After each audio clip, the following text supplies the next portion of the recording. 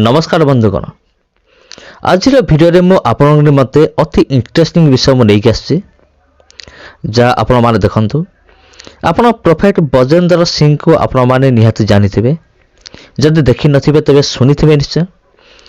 तबे ए घटना एपरी फिल्म रो एक्टर सुनील सेठी बजेंद्र सिंह तांकर मीटिंग रे योगदान करथिले आउ ता हेतला जलंधर तजपुर गाँव रे एक घटना घटी।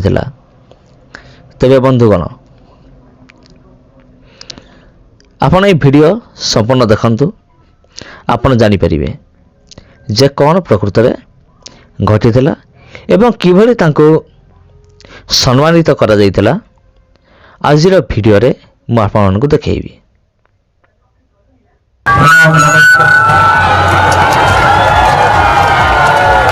प्रॉफिट बजेंद्र सिंह जी जो नेक काम कर रहे हैं, ब्लेसिंग्स बच्चों के लिए, बुजुर्गों के लिए। आई थिंक उसी बात पर मैंने हमेशा ध्यान दिया है। इंग्लिश में एक कहावत है कि from what you get you make a living, but from what you give you make a life. मतलब जो इंसान कमाता है उससे अपनी जिंदगी बिता सकता है, लेकिन जो इंसान देता है उससे किसी की जिंदगी बदल सकता है। आई थिंक यही बात प्रॉफिट बजेंद्र सिंह जी करते आ रहे। ब्लेसिंग्स हो, बच्चों के लिए नेक काम करना, आई थिंक वही हमारे लिए जो जिन्हें ऊपर वाले ने सब कुछ दिया हुआ है, आई थिंक उन्हें तब जाके तृप्ति मिलती है, आराम मिलता है, एक सुकून सा मिलता है जब वो दूसरों के लिए कुछ करते हैं। तो इसलिए हर एक के लिए हमेशा ये नहीं होता कि किसी को आप पैसे दो या किसी को आप दौलत दे के उसकी मदद करें, लेकिन हमेशा ये होता है कि आप अगर एक इंसान के साथ दो वक्त भी गुजारा आपने उनके साथ, तो उसके लिए भी वो बहुत फर्क पड़ता है। तो ये याद रखिएगा और ये जो हमेशा कहते आए हैं उसका पालन करना और इंसान की मदद में हमेशा आगे रहना। बहुत बहुत शुक्रिया। वो डायलॉग जो प्रॉफिट बजेंद्र सिंह जी ने कहा था वो मेरी फिल्म धड़कन का था, और ये मैंने अंजलि के लिए कहा था जो मुझे छोड़ के चली गई थी। ये अंजलि मैं तुम्हें भूल जाओ ये हो नहीं सकता, और तुम मुझे भूल जाओ ये मैं होने नहीं दूंगा। तुम मेरी हो और हमेशा मेरी रहोगी। आई थिंक प्रॉफिट जी भी आपके लिए यही कह रहे हैं कि आप उनके हो और हमेशा उन्हीं के रहो। तेरे बंधुगण आपण देखिले तो आउ किपर ये सब घटी और वो भी आपके ही रहेंगे हमेशा। राखी जी ने कहा कि आपको आना है, और राखी जी को मैं मानता हूं कि क्या कहूं अपनी इंडस्ट्री की क्या है वो, हर चीज के लिए जहां इंसानों पे लोगों के लिए फर्क पड़ता आगे आती है। तेरे प्रिय दर्शक बंधु आउ ये होची से शोभा यात्रा जे आपण स्क्रीन रे देखि पारुथिबे। आउ एही शोभा यात्रा रे फिल्म रो एक्टर सुनील सेठी बजेंद्र सिंह कर सभा रे योगदान करथिले। आउ जहाँकि आपण निज आखिरे देखौछंती किपरि सुनील सेठी स्टेज उपरे ठिया है कि स्पीच दौचंती एवं तले थिबा अनेक लोक माने सेमाने ता सब श्रवण करूछंती, सेमाने ता सब सुनुचंती।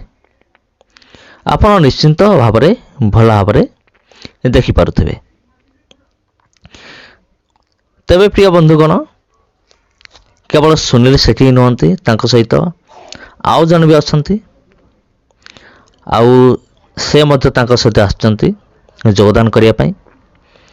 मैं ये वीडियो मो कहीं अपलोड कली, अपलोड करिवार उद्देश्य होची जे समस्त जानतु जे अनेक अछंती ख्रीष्ट विरोधी माने, सेमाने सेमानक मनरे भ्रांत धारणा अछि जे केवल छोट जातिर लोक माने चर्च को जाती, छोट जातिर लोक माने सेमाने କ'ଣ କରନ୍ତି, ଯୀଶୁଙ୍କ ପାଖକୁ ସେମାନେ ଯାଆନ୍ତି। ଆଉ ବଡ଼ ବଡ଼ ଲୋକମାନେ ସେମାନେ ଯୀଶୁଙ୍କ ପାଖକୁ ଆସନ୍ତି ନାହିଁ। ତେବେ ଯଦି ଆସନ୍ତି ନାହିଁ, ତେବେ ଇଏ କ'ଣ ଅଟେ? ତ ଆପଣ ଭଲ ଭାବରେ ଦେଖୁଥିବେ, ଆପଣ ନିଶ୍ଚିନ୍ତ ଭାବରେ ଜାଣିପାରୁଥିବେ ଯେ ଯୀଶୁଙ୍କ ପାଖକୁ ସମସ୍ତେ ଯାଇପାରିବେ। ଏଥିରେ କୌଣସି ଭେଦଭାବନା ନାହିଁ, ଏଥିରେ କୌଣସି ବି ବାଛ ବିଚାର ନାହିଁ। ତେବେ ପ୍ରିୟ ବନ୍ଧୁଗଣ, ତେବେ ପ୍ରଭୁଙ୍କ ଲୋକମାନେ, ଆପଣମାନଙ୍କୁ ପ୍ରତ୍ୟେକଙ୍କୁ ମୁଁ ଏହି ସମସ୍ତ ବିଷୟ ଏଇଥିପାଇଁ ମୁଁ ଦେଖାଉଛି ଯେ ଯେଉଁମାନଙ୍କ ମନରେ ଭ୍ରାନ୍ତ ଧାରଣା ରହିଅଛି ଯେ କେବଳ ଛୋଟ ଜାତିର ଲୋକମାନେ ଯାଆନ୍ତି, ଆଉ ସେମାନେ ଯାଆନ୍ତି ଅର୍ଥ ଲୋଭରେ ଯାଆନ୍ତି, ଆଉ ସେମାନେ ଖ୍ରୀଷ୍ଟିଆନ ହେବା ପାଇଁ ଯାଆନ୍ତି। ତେବେ ଏଠାରେ ଯେଉଁ ସୁନୀଲ ସେଠୀ ଆସିଛନ୍ତି, ତାଙ୍କୁ ଏଠାରେ କେତେ ଟଙ୍କା ତାଙ୍କୁ ମିଳିଛି, ଆଉ କେତେ ଟଙ୍କା ତାଙ୍କୁ ଦିଆହେଇଛି ଏଇଠିକି ଆସିବା ପାଇଁ, ଆଉ ଏଇ ସମସ୍ତ ଭ୍ରାନ୍ତ ଧାରଣା ଗୁଡ଼ିକ ମନରୁ ଦୂର ହେଇଯାଉ। କାରଣ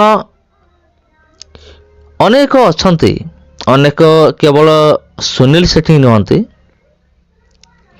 ଅନେକ ଫିଲ୍ମର ଆକ୍ଟରମାନେ ଅଛନ୍ତି, ଯେପରିକି ହେଲା ଜନି ଲିଭର ହେଲା, ରାକ୍ଷୀ ସାୱନ୍ତ ହେଲା, ତାପରେ ଶକ୍ତିମାନ ସିରିଏଲର ଗୀତା ବିଶ୍ୱାସ ହେଲା। ଏଭଳି ଅନେକ ଅଛନ୍ତି ଯେଉଁମାନେ କି ପ୍ରଭୁ ଯୀଶୁଖ୍ରୀଷ୍ଟଙ୍କୁ ବିଶ୍ୱାସ କରନ୍ତି, ପ୍ରଭୁ ଯୀଶୁଖ୍ରୀଷ୍ଟଙ୍କୁ ନିଜ ହୃଦୟ ମଧ୍ୟରେ ବିଶ୍ୱାସ କରନ୍ତି। ତେବେ ସେମାନଙ୍କ ପାଖରେ କୋଟି କୋଟି ଟଙ୍କା ଅଛି, ଅମାପ ସମ୍ପତ୍ତି ଅଛି। ତେବେ ଯଦି ଆମେ କହିବା ସେମାନେ ଟଙ୍କା ପାଇଁ ପ୍ରଭୁ ଯୀଶୁଙ୍କ ପାଖକୁ ଆସୁଛନ୍ତି, ଏହାଠାରୁ ବଡ଼ ମୂର୍ଖାମିର ବିଷୟ କିଛି ହେବ ନାହିଁ। ତେବେ ଏ ସମସ୍ତ ବିଷୟ ଆପଣ ନିଜ ଆଖିରେ ଦେଖନ୍ତୁ ଯେ ସୁନୀଲ ସେଠୀ ପାଷ୍ଟର ବଜେନ୍ଦ୍ର ସିଂ, ପ୍ରଫେଟ ବଜେନ୍ଦ୍ର ସିଂଙ୍କର ତାଙ୍କର ମିନିଷ୍ଟ୍ରିକୁ, ତାଙ୍କ ଚର୍ଚ୍ଚକୁ, ତାଙ୍କର ସଭାକୁ ଆସିକି ଆଟେଣ୍ଡ କଲେ, ଆଉ ଭାଷଣ ମଧ୍ୟ ଦେଲେ, ସ୍ପିଚ୍ ମଧ୍ୟ ଦେଲେ ସିଏ, ଆଉ ଯାହାକି ଆପଣ ନିଜ ଆଖିରେ ଆପଣ ଦେଖିଲେ। ତେବେ ଏଠାରେ କୌଣସି ସନ୍ଦେହ ନାହିଁ, ଏଠାରେ କୌଣସି ଦ୍ୱନ୍ଦ୍ୱ ନାହିଁ ମନରେ।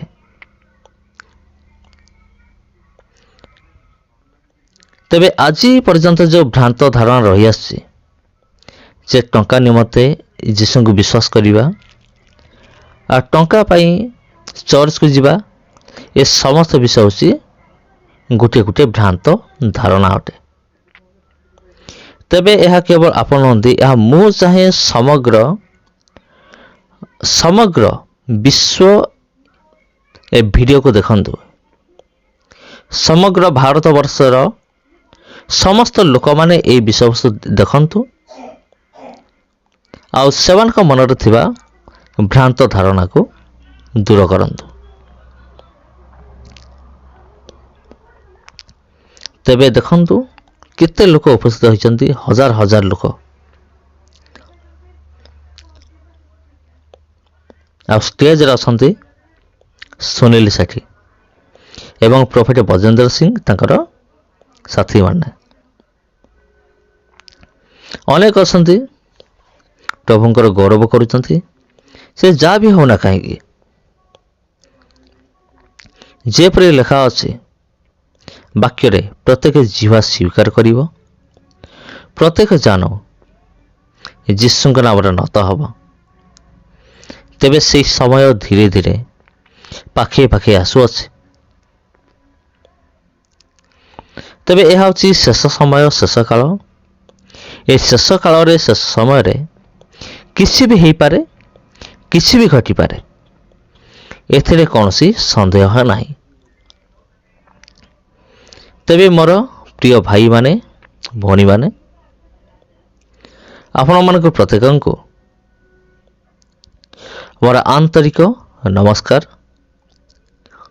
ଆଉ ଏହି ଭିଡ଼ିଓକୁ ଆପଣ ପ୍ରବଳ ମାତ୍ରାରେ ସେୟାର କରନ୍ତୁ, ଅନ୍ୟମାନଙ୍କୁ ସେୟାର କରନ୍ତୁ, ଯେପରି ଅନ୍ୟମାନେ ମଧ୍ୟ ଏହି ଭିଡ଼ିଓ ଦେଖନ୍ତୁ ଏବଂ ସେମାନଙ୍କର ଆତ୍ମିକ ଚକ୍ଷୁ ଯେପରି ଖୋଲିଯାଏ। ସେଥି ନିମନ୍ତେ ଏହି ଭିଡ଼ିଓକୁ ସେୟାର କରିବା ନିତାନ୍ତ ଜରୁରୀ ଅଟେ। ତେବେ ପ୍ରିୟ ବନ୍ଧୁଗଣ, ଏହି ଭିଡ଼ିଓକୁ ଦେଖି ଆପଣଙ୍କ ମନରେ କ'ଣ ପ୍ରଶ୍ନ ଅଛି ମୋତେ ନିଶ୍ଚିନ୍ତ ଭାବରେ ମୋତେ ଜଣାନ୍ତୁ।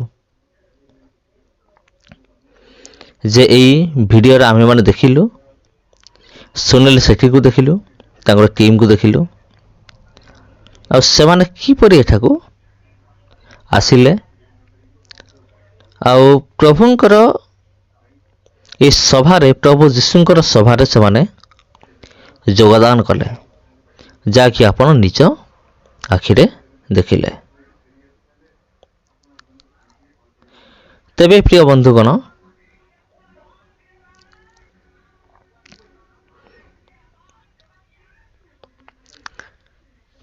ବନ୍ଧୁଗଣ, ସମସ୍ତଙ୍କୁ ମୋର ଆନ୍ତରିକ ନମସ୍କାର। ଆଉ ଆଗାମୀ ଦିନମାନଙ୍କରେ ଆହୁରି ଅନେକ ଇଣ୍ଟରେଷ୍ଟିଂ ଭିଡ଼ିଓ ଆସୁଅଛି। ଆହୁରି ମୋ ଚ୍ୟାନେଲରେ ମଧ୍ୟ ଅନେକ ପ୍ରକାର ଭିଡ଼ିଓ ସବୁ ରହିଅଛି, ଅନେକ ଶିକ୍ଷଣୀୟ ବିଷୟ, ଅନେକ ବାଇବେଲ ପ୍ରମାଣକୁ ଆଧାର କରି ଭିଡ଼ିଓ ସବୁ ରହିଅଛି। ତେବେ ବନ୍ଧୁଗଣ, ଆଜିର ଭିଡ଼ିଓରେ ମୁଁ ଏଇଠାରେ ବିଦାୟ ନେଉଅଛି। ସମସ୍ତଙ୍କୁ ମୋର ନମସ୍କାର।